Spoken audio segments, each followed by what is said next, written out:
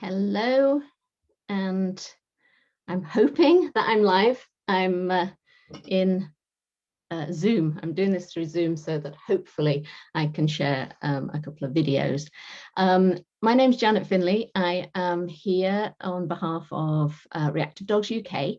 I'm an authorised trainer for Reactive Dogs UK. I also run a business called Canine Confidence and a lot of online courses. I do a lot of work with reactivity and online courses for both professionals working with reactive dogs and guardians who have reactive dogs. So what I wanted to talk about today is an approach called animal-centered education, ACE for short, where I'm an ACE instructor, and I wanted to talk specifically about how ACE free work can be really helpful to us for working with our reactive dogs. So hi Debbie, hi Emma. So if you could just to make sure that everything is working. Yeah, everybody can hear me, I hope. And yeah, I think people can hear me and everything seems to be good to go. Excellent. Hi. Okay, so what is ACE? Where does it fit as far as reactivity is concerned? And how can you use it, whether you're a person who has a reactive dog or whether you're a trainer who works with people who have reactive dogs. I've got some notes here because I have a tendency to just ramble on. So I've got some notes. So if I keep looking down here, it's because I'm just checking to make sure I'm on course and on target. What I plan to do is just talk briefly for I don't know how long, we'll see. We'll see how it works. And then obviously I'll deal with questions as well if you've got any. And if you have questions during what I'm saying, I will try and keep an eye on the comments. Hi, Wendy. Hi. Hi, Katrina, Sarah, Lucy. Hi, seeing lots of comments from people that I recognize, so that's great. But I will try and answer questions as I go, but I must warn you that sometimes I miss them. So if you really have a question you want to ask, then I don't know, jump up and down, wave, do something. I know you can't do that on Facebook, but you know. Okay, so I will try and keep track. And if Reactive Dogs UK, if that's Nick, then Nick, you can shout at me via some other means if there are questions that I miss. Okay, so what is ACE? What is animal-centered education? What is free work? And how can it help you? So animal-centered education is an integrated approach to animal training, well-being, animal education and well-being, really. So thinking a little bit wider than our normal view of training. It's very holistic, and it's an approach developed by Sarah Fisher, the wonderful, wonderful Sarah Fisher, who many of you will be familiar with. And it includes a number of different elements. So it includes detailed observations of our dogs so that we can see what is going on and what is actually influencing their behavior. Because it's very rarely, particularly when we're talking about reactive dogs, it's very rarely just the thing out there that they're reacting to. Very, very rarely. There are going to be other things that are influencing their behavior. And so what we can do with the detailed observations is look at real detail as to what those things might be. There's also free work, which is what I'm really going to be focusing on tonight, because there's really not time to talk about everything, but I'm just give you an overview to start with to whet your appetite if you want to find out more about it. So detailed observations, free work, some really gentle approaches to introducing handling, leading, and interaction with your dog, so engagement with your dog. So if you've got a dog who struggles on the lead, if you've got a dog who struggles with equipment, then ACE can help with that. And it also includes some elements from T-Touch, particularly some body work from T-Touch. So, so that's an overview of what's included in ACE. And what I'm going to talk about today is the ACE free work, the central, which is a central technique that we use in ACE. Okay, so what's involved in free work? How many of you, first of all, have done some ACE? Want to give me a give me a yes or a something in the comments if you've done some ACE. Let's see where we're up to. Hi everybody, this is really nice. Well, lots of people I recognize. That's lovely. Yes, so a few people. Yes, Emma's done a bit of ACE. Carol Ann's done a bit of ACE. Wendy, yes, I know you've done some ACE with me. Lisa, great. So some of you, Ruth, yes. So some of you have done some ACE before. That's excellent. Have used free work in grooming and with your own dogs. Brilliant. Yes, free work can be fantastic for grooming. In grooming. So yeah, brilliant. Oh, well, you're all experts. I can just go home. Okay, so we've got lots of experts on free work. That's fantastic. So what I will do then is talk a little bit about what free work is and how you go about setting it up. I've got a little video that I will show you. Yes, Sarah Fisher is amazing. Seth, you're quite right. She is amazing. And anybody, and it's a bit of a plug for Sarah, if you get the chance, and you have to be really quick, but if you get a chance, do one of Sarah's courses on animal-centered education, because, or her dog detective courses or anything like that, because honestly, you will learn more about how to observe your dog by working with Sarah and watching Sarah and hearing Sarah observing a dog than almost anything else. So I would absolutely recommend that. So don't go over. All right, I'll stay. Okay, so what's involved in free work? Well, free work is providing an environment for our dogs to explore freely. Okay, and you will have probably seen variations of this. So you will have seen dogs exploring around things where you've got snuffle mats and you've got licky mats and you've got little stations that they can go to and different surfaces. And people put in all sorts of different things, different heights and stuff like that. But there are some key elements to free work, and which are there for a purpose. And what I'm just going to say is a little bit about them, and then a little bit about how you would set up and run a free work course with your dog. And I'll show you the little video, and then I'll talk about some of the benefits that that free work can have for, particularly for our reactive dogs. And I'm not going to be able to talk in detail about those because, you know, we've only got an hour here. But what I will do is talk a little bit about, give you some highlights of that, and then some ways that you can find out more later. Okay, so free work, there are three key things that we include in free work, and it's called free work, just for information, because we generally start with dogs completely free of any equipment. That is, we take their collar off, we take their harness off, we take their lead off, we don't have them tied up to anything connected to us in any way, except with any emotional connection that they may have. Obviously, we only do that in safe places. So if you can't do this in a secure space, then you obviously do need to keep a collar or a lead or a harness or a combination on. We have to keep our dogs safe, obviously. Or if your dog is liable to have a go at another person who's in the space or have a go at another dog who's in the space, again, you will have to keep your dog on a lead. But if possible, if it is safe, we will let our dogs do this with no equipment. And that's really important because even a collar, even a flat collar, will change how your dog moves, will change how your dog holds themselves, their posture, and so on. And you may find that some things go on where you see quite significant changes when a dog is wearing any sort of equipment.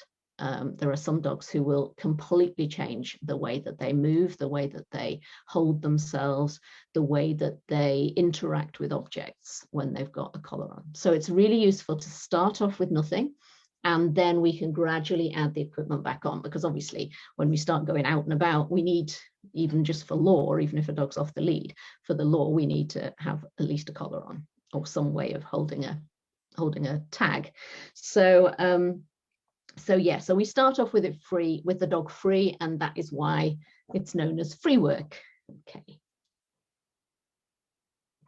Just getting a bit of a dry mouth. Okay, so 3 key things that you would include in your free work. You'd include surfaces.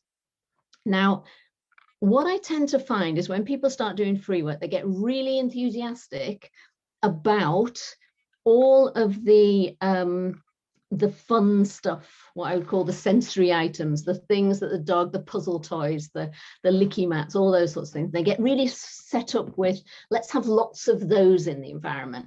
And the thing that gets missed out is the surfaces. And please don't do that. Please make sure that you have different surfaces in your free work. Even if you're wanting your dog to focus on the fun problem solving things, the surfaces are really important, because the surfaces are giving the nervous system information. So if we put different surfaces down, then the body is taking in, so as the dog walks on those surfaces, they'll be taking in information about how it feels, about what what the surface sounds like to step on. They'll be taking information about what it looks like. They'll be taking information about how they can balance on it. So does it change their balance? So if it's a very hard surface, then that is going to feel very different to them than a slightly squidgy surface. So surfaces are really important, and this is really useful for not just for reactive dogs. I mean, it's great for reactive dogs because different surfaces will help build confidence. That sensory integration that you get from working on different surfaces and having the dog experience that through the different senses. That is really helpful for confidence, but it's also helpful for if you've got a new puppy, teaching your new puppy, because, sorry, I've got some glasses here and they keep banging into each other as I bash the table. Yeah, so if you've got puppies or dogs that you just need to build confidence, then it's giving them the opportunity to explore and experience different things, new things, novel things. And often with puppies, one of the problems you get is a kind of neophobic response. They're frightened of new things. They're frightened of things they haven't experienced before. So the more different surfaces you can include, the better, because you're including them here in a really safe space, in a really safe environment. So what sort of surfaces might we have? Pretty much anything lying around your house. The great thing about free work is you don't need to go out and buy a load more kit. And now, if you will find that there are certain bits of kit that become like the holy grail for people who do free work. There is a bone feeder, which I should have brought up because I've got one. But there's a bone feeder which has these little rubber bones coming out of a kind of plate, and everybody wants one of those because they're pretty much impossible to get now. So you can get them secondhand and things, but very hard to find. So if you ever see them, buy a few because you'll be able to sell them to free work people. But essentially, most of what you need for free work is stuff you've got lying around. So surfaces can be anything: bits of carpet tiles, bits of old carpet cut-offs and things like that, plastic, rubber matting, artificial grass, toweling, fleece, play mats, those kiddies play mats. A good source of things if you want to buy new stuff are the Lidl and Aldi bin rows, you know, where they just put stuff in the bins that have you know, all sorts of random objects. You often get things like play mats and stuff like that in there. So those rubber play mats that lock together, they're really good because they're a bit squishy. What else? You can also have natural stuff. So different surfaces don't have to be things that you are putting out. They might be that you have a garden which has a range of different surfaces, or you're in the park and there's a range of different surfaces. So wood chip, concrete, brick, grass, gravel, all of those sorts of things you could use. Sand. So the whole set of different things. Debbie's got one. She's going to start the bidding. Yay! She's got one of those bone feeders. They are really cool. So the first thing you need is a set of surfaces. So all you do is you just go around the house and you pick up things that your dog can walk on, that you don't mind your dog walking on, and then you just lay them out. And the good thing about free work is you can do it in any space. So you can do this in your garden. You can do this in your living room. So if you've got a dog who struggles outside, you can do it in your living room. And if you work in rescue and things, you can do it in a kennel run. So you can do this in really small spaces. So it's really great for dogs in rescues, dogs who are limited in where they can go. And even if you've got a small garden, you'll see the garden I'm doing mine in. We have a tiny garden. It's like a postage stamp. And my dog's doing free work in the garden. It's tiny. So, you know, you don't need any particular big amount of space. So that's the first thing. You need your surfaces. Okay. And, oh, hi, Ruby. Second thing you need, stations. So stations are basically things, objects of different heights.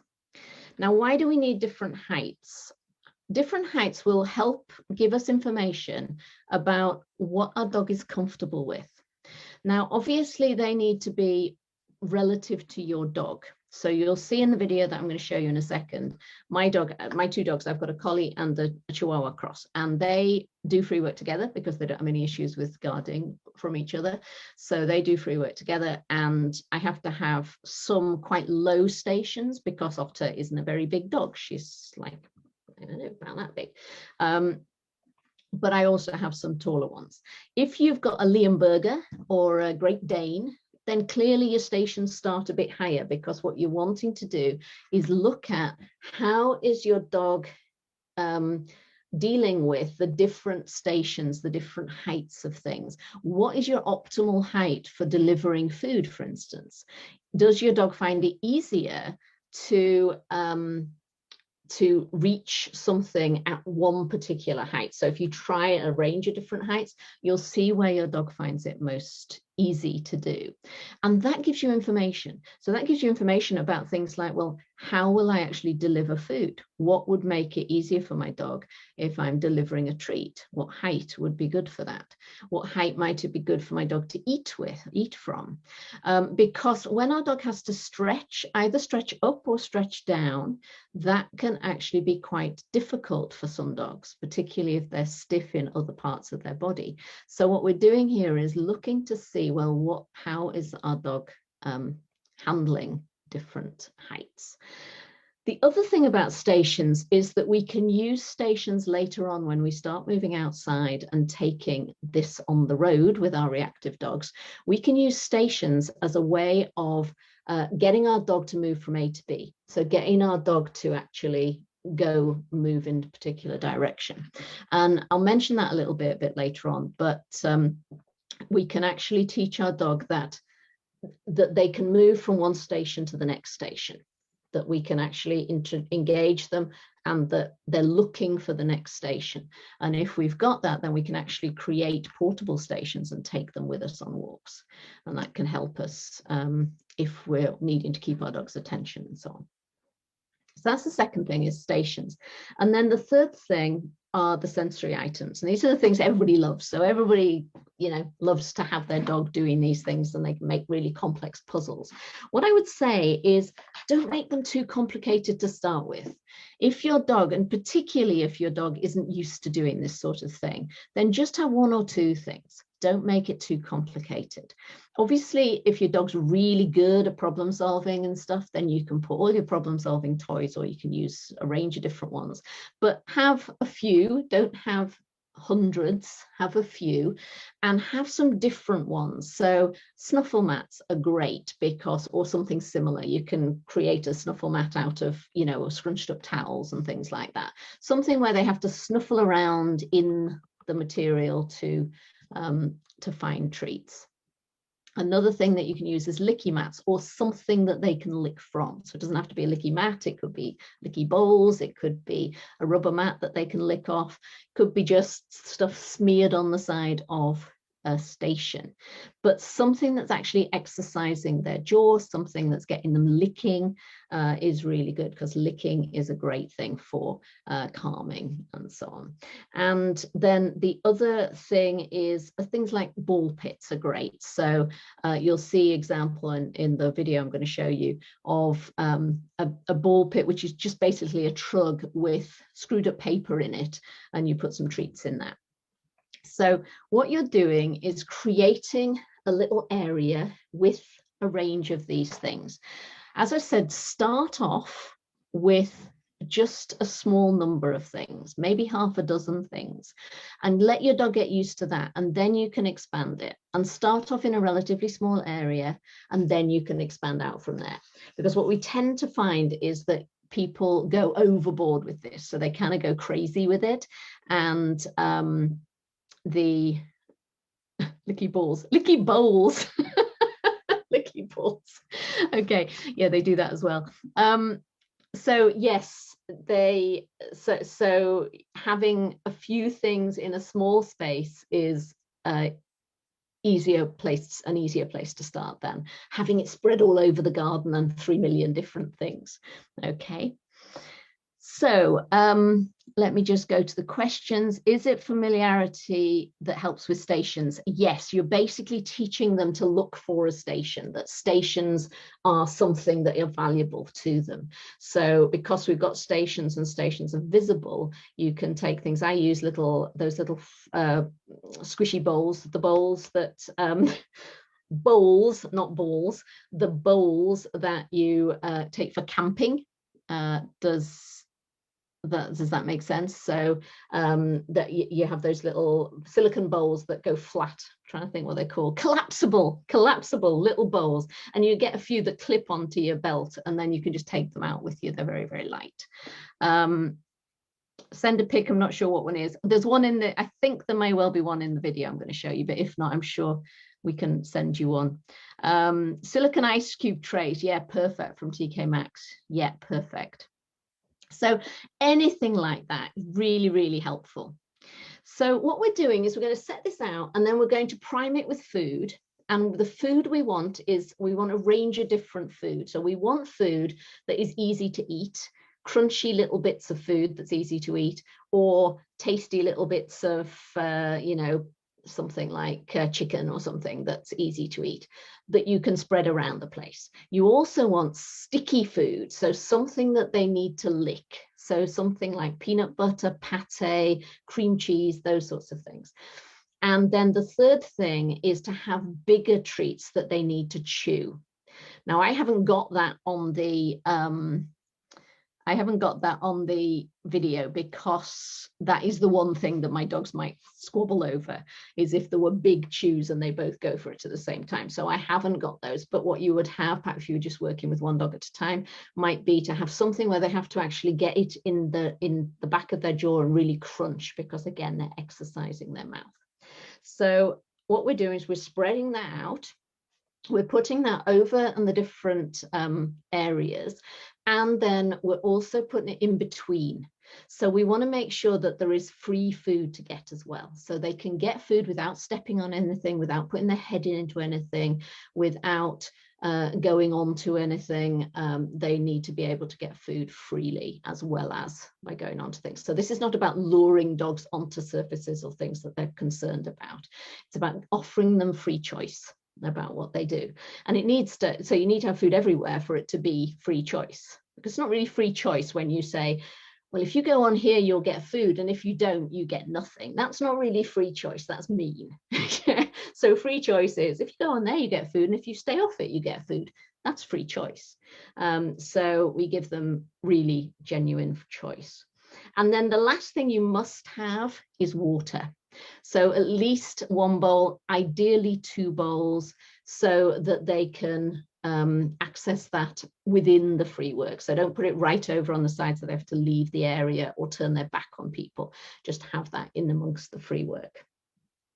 You're wanting to set it up before your dog comes in, then you let your dog come in. And what we're wanting to do to start with is just watch them, just watch what they do. And I'll talk a little bit about that as we, well, I'll show you the video and then I will talk a bit about that. So let me just see if this is going to work. So I'm going to try sharing my screen.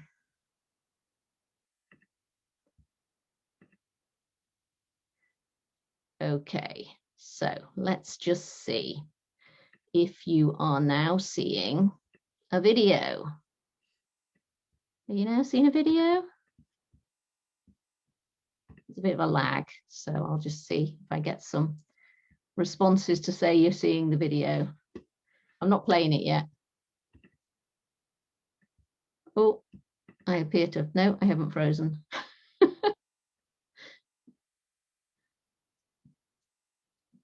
Okay, yeah, there we go. All right, it's caught up. So I'm just going to show you this video, and what you've got is, this is me setting it up. You can see tiny, tiny garden. And this is just a lid from a bucket. You can see I've got something, this is a plastic backed mat, a towel, a little box. There's a snuffle mat there. There's a little step stool. Oh, I haven't got the bone feeder out here. There's a slow feeder there. There's the bowl, the trug with the paper in it. And here come the dogs. And you can see immediately that they approach it differently. Martha is a bit of a foodie and she just goes, hoover, hoover, hoover. Martha is the smooth collie. She just hoovers away and she's trying to get everything as fast as she can. Otter is a little bit more deliberate about things. And is more choosy. But what you'll notice as you watch your dog is look for things like, how do they come in? Do they do a sweep of everything first to check everything out? So some dogs will go around everything and just do a sort of, well, let's check what we've got here. And other dogs like Martha will just go, I'm just going to make sure I've got all the food out of this area and then I'll move on to the next area. Otter's more of a sort of scanner and see what's best. Then see whether there's any particular direction they go in. Are they always going anti-clockwise or clockwise, or are they just going randomly around the place?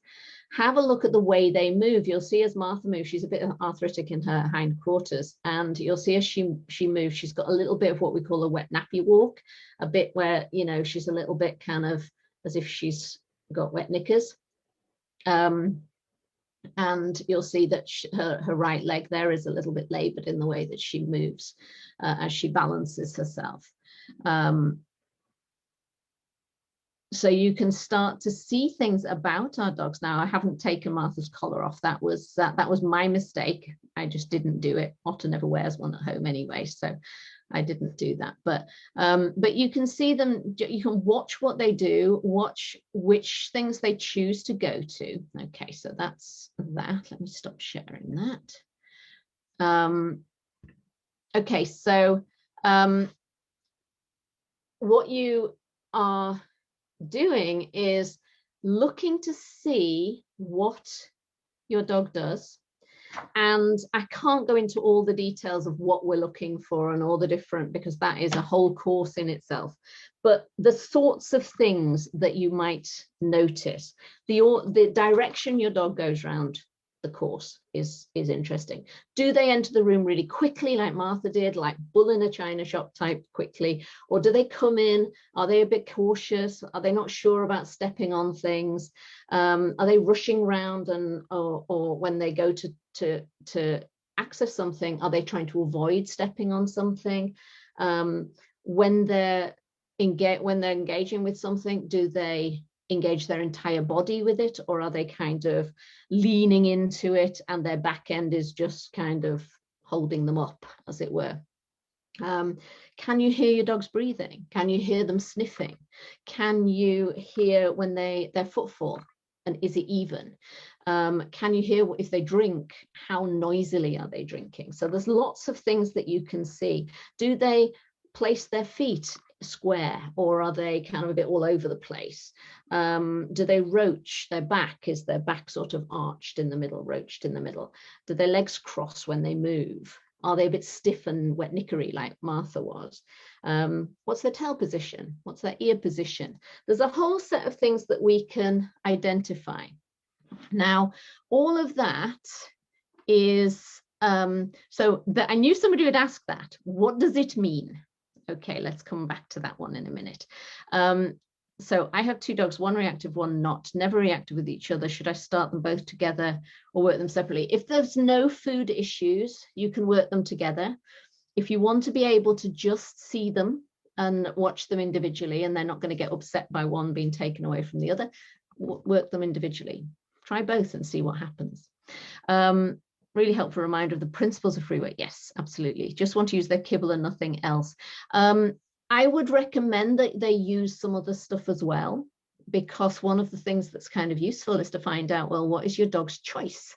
What is your dog's choice in terms of, do they want to, you know, are they choosing something licky? Are they choosing something that's crunchy? Are they choosing something that's soft? What is their choice and what is their preference? And so that can be helpful to know. But also, it's just giving them something that's a little bit more interesting than their kibble. I mean, you can just use kibble, you can. If you've got dogs who have got sensitivities, then you may be limited in what you can use, but see if you can come up with other things. And even if you are just using kibble, then what I would do is soak some of it and make some of it mushy so that you can still smear it and they still have to lick, because the licking bit is really important. Okay, because it helps to free up the jaw, it helps to calm them, so it's a calming activity and so on. So I'm going to come back to the what does it mean when they go anti-clockwise, because I did notice that Nick had put up some questions and I can't see those anymore. So Nick, you might have to put those questions back again, because I can't see them. I can only see 4 comments on here. So Helen, what does it mean if the dog usually goes anti-clockwise, chooses to go anti-clockwise or clockwise? It doesn't really mean anything. It just shows a preference for your dog. And what it might show is that your dog has some tension in one side or the other. So you'll often see dogs like greyhounds will be much more well developed on one side than the other, because they've been used to running in a particular direction around a racetrack.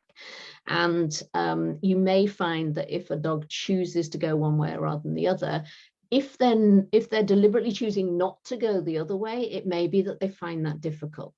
So try seeing whether or not your dog can walk to turn 90 degrees in both directions just as easily. So if you're walking with your dog, you'll often find that a dog will move in one direction, they'll kind of move through the body. So you'll see a bend in the back as they move. And then as they go in the other direction, you'll see a kind of shuffle. They'll shuffle their back end round to get around the corner. And it's because they've got tension in their back. So that it can mean that, but it's oh right, thank you. I've answered Nick's questions. Thank you guys. How long would a session typically last for, and how often is ideal?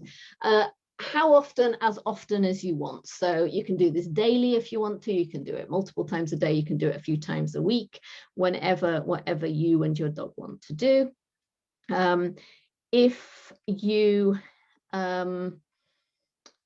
I've forgotten the second part of that question. You see, it's disappeared off the screen. I can't remember it already. So how often and how long a session? However long it takes your dog to finish. So your dog will determine themselves how long the session. Usually my dogs take about 10-15 minutes, something like that, over a free work session, and then they'll just decide they've finished. And to be quite honest, they'll be as worn out from a free work session of 10 minutes, 15 minutes than they would from having an hour's walk, because it's working their brain, it's working their body, physically working their body, it's getting them problem solving. It's got so many benefits from that. The wet knicker walk, do you know what the common reasons for? Again, tension in the hindquarters often. It can be things like dysplasia and arthritis. It can be that they're just stiff in their hindquarters for whatever reason. but usually there's something going on in the hindquarters. Could be lower back as well, but it's often something like that. Okay, so we've got our free work, and we're going to let our dog go and explore, and we're going to watch our dog. And what I would say is just watch and see what they like. See what they go back to, see what their preferences are. And that might be preferences in terms of which articles they go and look at and keep returning to, what they choose to do in terms of which surfaces they like, they'll step on and which they won't, because that will give you some information about things they might be a bit concerned about. So for instance, if there's something noisy, like, I don't know, plastic, plastic tarpaulin or something like that, and they avoid things that make a noise when they step on it, then that might be giving you some information about what's happening with them in terms of things that might be concerning them when they're out and about as well. If it's that they avoid things that move under their feet, then that might be because they're finding it hard to balance, because as they step on something, they feel a little bit unbalanced. Yeah, bubble wrap, yeah, makes that popping noise. That can be really off-putting for dogs. So be very careful as well that you're not frightening your dogs. The idea is not that you frighten your dog by having them step on something and get a really big surprise. That's not what we're trying to do. But what we are doing is giving them options to do stuff that is unfamiliar to them, because experiencing new experiences is good for building confidence and resilience. So why is all this useful? Why is this a great thing for reactive dogs? And there are lots of reasons. There's lots of reasons why ACE is great for reactive dogs, and specifically why free work is great for reactive dogs. Okay, let's have a look. So Helen says, thank you. He does have arthritis in his back legs. Try moving him in each direction, see what I spot. Yeah, brilliant that you've got a vet booked. And that's really useful, because one of the first things that we can find from this is that by actually slowing everything down and exploring what's happening with our dogs and watching them and seeing what's going on, we can actually film it as well, just with your smartphone or whatever. What's really helpful for that is that we can then take that information, and if we notice that there's something like Helen's mentioning, that he's a bit stiff in one side, you can go and have that checked. But rather than just going to your vet and saying, I just want to have my dog checked over, that is really difficult for a vet, because what are they looking for? They've got a 10-minute slot. They don't know what they're looking for. Whereas if you can go and say, what I've noticed is this, and you get your phone out and you can actually show them the video of your dog walking in a peculiar way, then that gives them far more to go on, because then they can see your dog moving in naturally without a lead on, and they can actually then look at that and say, yeah, well, actually that looks like your dog has got a bit of arthritis in that part of their body or whatever. So it's a really, really useful thing from that. So that's the first thing it's useful for. It's useful to help us to highlight things that might be contributing to our dog's behavior. So remember that reactivity is very rarely just about the thing that our dog is reacting to. There are usually other factors that are contributing, and a big factor that contributes to all behavior issues, but reactivity is no different, is pain and discomfort. So if your dog is in pain at all in any way, then that is going to make them more reactive.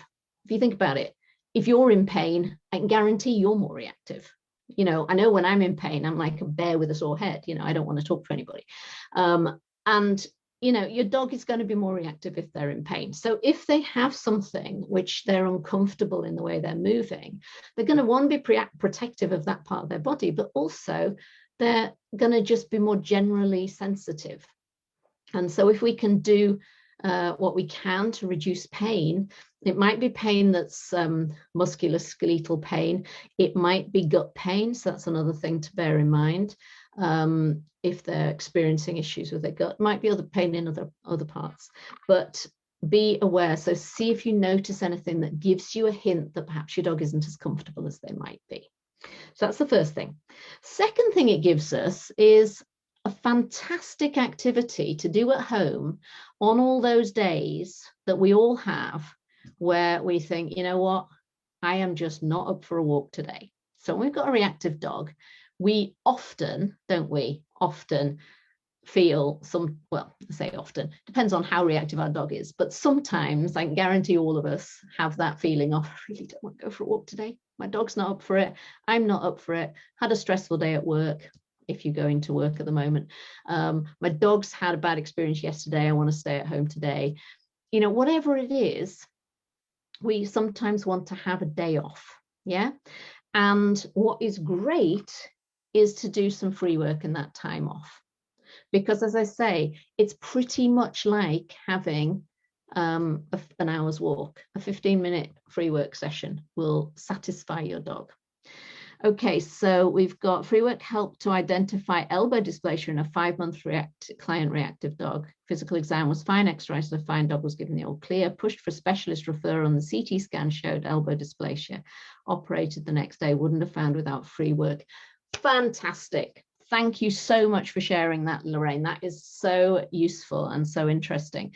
And this is it. I mean, you can see things in the way that they're moving in free work because it is slowing them down, getting them to move freely. They're moving naturally. They're not moving with us influencing them through having equipment on them. Debbie's got another one. A client's dog came for a free work session, suggested she took him to the vets. He was diagnosed with Cushing's. Clues where he was exhausted, panting heavily, and drank the 4 bowls of water that were there, plus other signs. So fantastic. So this is really useful to just see that there are things, there are clues you can get that you can give to your vet, take to your vet, so that they can help you with the diagnosis. So we're not in the business of diagnosing, unless we are vets, and I'm not, and unless any of you are, then we're not in the business of diagnosing. What we can do is take information to our vet and say, this is the thing I'm worried about. Can you have a look at it? And most vets will be delighted that they've actually got something to go on. So that's really good. So the second thing, yes, so you've just got it as a really great activity to do at home. Not worrying about anything else, you're just doing it as a way of decompressing your dog, helping your dog to be calm if you're a day you don't want to go on a walk, or indeed if you do want to go on a walk but you need a decompressor. Third thing it helps for reactivity is that you remember those, I said, notice the things your dog goes back to and keeps looking at. Those are things that you can start to take out with you. So if your dog is really keen on licky mats are the thing. You know, they go to the licky mat first, they go around everything else, they come back to the licky mat, they just want to come and try the licky mat. Take a licky mat with you on a walk. Then you've got something that is a decompressor for your dog when you're out on the walk and you need something that will help to calm your dog down. If it's a snuffle mat, take a portable snuffle mat. You can actually get ones that tie up as a little drawstring and you can have all ready made, ready set up. Or you can just use like those microfiber mitts, you know, with frongs on them. You can just use one of those. And in fact, you can use a grooming one of those as a licky mat with little bobbles on it.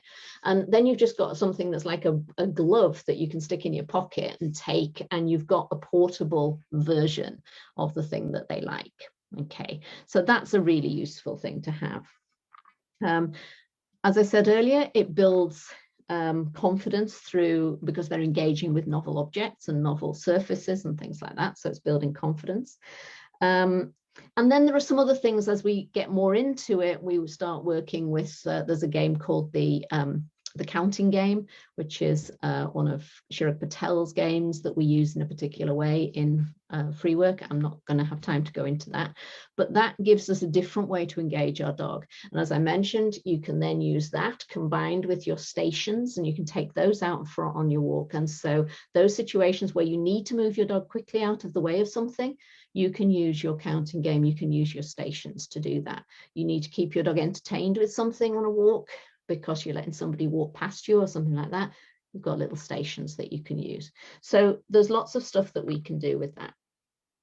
And then finally, Well, not finally, there are some other things as well. But one thing that I really love to do with free work is use it as a space for counter conditioning. So you can do this, and this is mainly for those of you who are professionals. You can use free work as the context if you're working in setups with dogs. So one dog, your reactive dog, will be working in one area of free work. Your helper dog will be working in another area of free work, and it allows them to have something to just explore and to work around. And because they're working, they're obviously not free. In this case, they'd be on a line, on a sliding line, or on a long line or whatever, and with sufficient distance between them. But essentially what you're doing is allowing the dog to explore in a very bat-like way, bat-2-like way. You're allowing your dog to explore, but they've got the context of free work to work in. And the helper dog also has that context. So it takes the stress out of being a helper dog, because being a helper dog, let's face it, can be a stressful thing to be. You've got another dog, you're sort of standing around, perhaps being fed treats or being walked up and down, and there's a dog who's kind of looking at you and being kind of, that can be quite stressful for dogs, for some dogs, certainly. So giving them a space where they can decompress is also really helpful. And you can do counter conditioning work in it for elements of dog. So how about if your dog is really reactive to dogs, how about just bringing in a blanket that smells of another dog, something like that, or the shape of another dog in like a stuffy you can have at a distance. Bring in something that is an element of dog, but not the whole dog. And then you can have that, just include it in the free work. So essentially you're getting the dog habituated to that without the whole thing. Yeah, so it's allowing you to take an element of dog and help your dog get used to it. So it's a fantastic thing to do for our reactive dogs in so many different ways. And I could talk about it for the rest of the night, but I'm not going to. So I'm just going to check back through the questions. Sable loves going around the garden after the client. Yeah, I bet he does. Cleaning up. Sometimes hanging them up and sometimes just lying down so it becomes similar to the bowl that moves when licked. Oh, use ball throwers as a lick station. Yeah, perfect. Yeah, absolutely perfect. So it's a great use for a ball thrower. If you don't want to be lobbing balls for your dogs anymore, then use the thrower as your licky thing. And you can lay them down, you can have them, and you can have them at the height that your dog is comfortable with when you're out and about. So that's a great idea, Sandy. Yeah, great idea. So any other questions that anybody's got on any of this? So you can do this without any special kit, using what you've got already in the house, just trying it with your dog, seeing what your dog does, seeing how your dog responds, and enjoying it. Enjoy it and see what you notice about your dog. See if you notice certain things. There's some little things that you might notice. For instance, when you start putting equipment back on, does it change how your dog behaves? And if it does, is it something specific about the equipment? Sometimes one of the things that we often notice is when you put your collar back on, the dog is avoiding going into bowls and things like that. And it can be because the tags are jangling and the tags are knocking on the bowl. So things like that, just changing your dangly tags for a sliding tag can make all the difference to a dog who is a bit sensitive. Because think about it, tags are right close to their ears and not great if you've got a noise sensitive dog. So there's lots and lots of different things that we can learn from doing free work. And it's just a really great thing to do. It's an activity to have in your collection of things to do.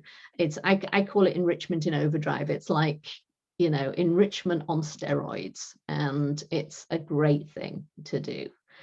Yeah, maybe don't say where they can walk to your vet. Yeah, okay. Yeah, your vet may not know what you mean by that. but that's cool. Great. I'm glad that you've got new ideas to try. That's brilliant. Jenna, should the dog blanket be a dog you're going to meet, or is it beneficial? Yeah, it's beneficial anyway. So anybody's dog, anybody you know who's got a dog who's prepared to let you borrow a blanket, you can just put that blanket in the free work. Make sure that they don't have to go near it. So it's not going to be bang in the middle of everything, but just let them so that they can explore it. And it gives them the opportunity to explore that in their own way. They can go right up to it, they can avoid it, they can, they can check it out, come away from it, go back to it. You're not leading them. And that's the beautiful thing about it, is that you're allowing them the freedom. Obviously, when we start working with other dogs, we have to have them on a line, and we'll talk about that. We can talk about that another time. But yeah, it's really, really useful. So I'm going to finish it there. I wanted to just say a couple of things. First, a plug if you're not already aware of RDUK. So I am an authorized trainer for RDUK, which is a fabulous group where people can get support if you've got a reactive dog. And you can ask questions and we give you as much support as you need. So do come along and join RDUK. I will make sure that the links to do that are in the post after this talk. And the other thing is that I have got a free little mini taster about ACE, which has got some videos in it. And you're very welcome to get hold of that as well. So again, I'll put a link for that in the post here, so that you can get hold of that. And that's completely free, but you have to sign up for it because it's a mini course. And then finally, I have just released some dates for workshops. So I do weekend workshops. They're online, but they are live. So these are workshops where we basically have some teaching, you have some practical sessions where you go and work with your dog, you film that, you bring that video back, and we analyze the video. So we do these weekend workshops, and it's a live session. So I've got an introductory one if you've never done ACE before. I've got an acing reactivity one, which is all about how to do stuff for reactivity. And for those of you who are pros or into the science of it, I've got a new one, which is a day workshop, which is geeking ACE. So it's looking at the science behind ACE. So I'll put a link to that if anybody's interested in the workshops as well. I'll put a link to that up. But thank you very much. Thank you for being so engaged and all your questions. And I hope it's helped you, if you already do free work, to maybe try some different things or to rethink what you're doing a little bit.